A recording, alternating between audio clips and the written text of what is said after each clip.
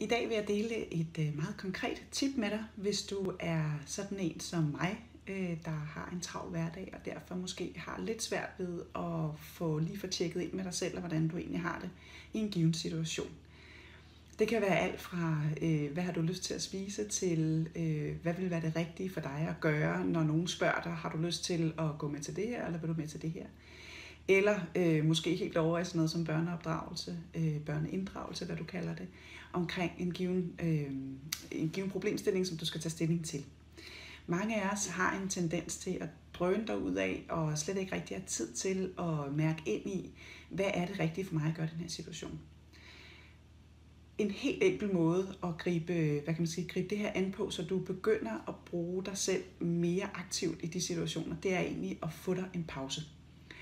Og pause lyder sådan lidt, jamen hvordan skal jeg da lige gøre det? Nu står jeg jo lige midt i en konkret situation, og så skal jeg tage stilling. Og det kan jeg da ikke lige tage en pause på. Men mit svar er egentlig, jo, det kan du sagtens, så den pause behøver ikke tage særlig lang tid.